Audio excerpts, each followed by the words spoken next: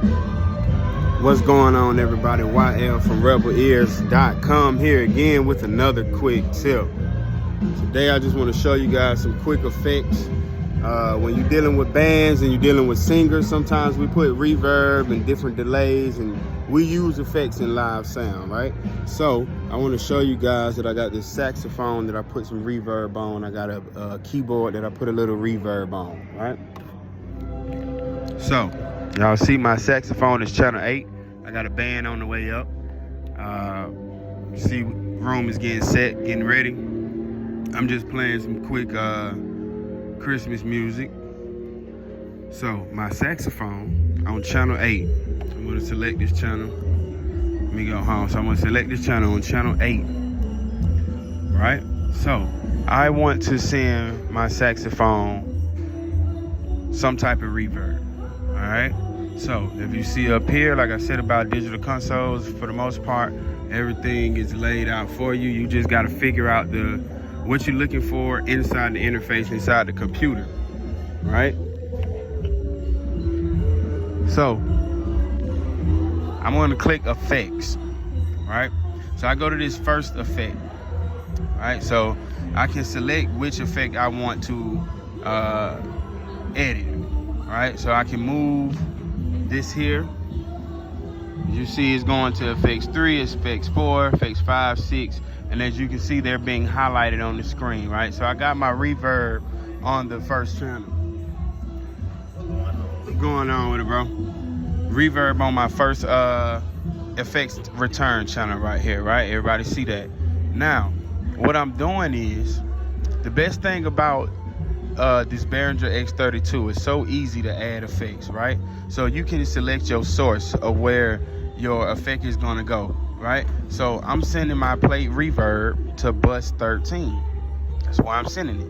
So if I wanted to select the plate reverb, like if I wanted to just, let's say I wanted to play with it, right? I would page over to FX1. This is my plate reverb.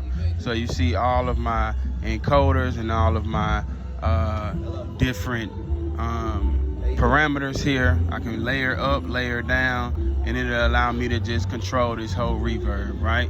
So everybody see that. Now I'm gonna go back to my effects. Let's page back over to home. All right, so as you can see, this plate reverb is being fed by bus 13. Remember earlier I was showing y'all about buses, right? So I'm gonna go down here to my bus menu, go to bus 13. I've already colored it and named it reverb, right? So this is my plate reverb. This is what I got going on. Now, remember, if I want to see my bus sends, if I want to see my mixed bus sends, I view it, right? You can see 13 and 14 moving a little bit because the saxophone mic is on. And then all I'm doing, remember, I'm just gonna scroll over, hit 13 and turn 13 up. As I turn 13 up and pull my fader up, you will start to hear the saxophone with the reverb. After that, you can control how much reverb you want to go in. If you want to change the effect, like I said, if you want to go back into actually looking at the actual reverb and want to change it, you'll just hit effects. You'll page over to effects 1 because I put my plate reverb on effects 1, and voila. Right? So I want to show you guys this real quick too. So this knob here, the type, right? So this is the type of effect that I want. I don't want to change effect 1 because I've already dialed it in for my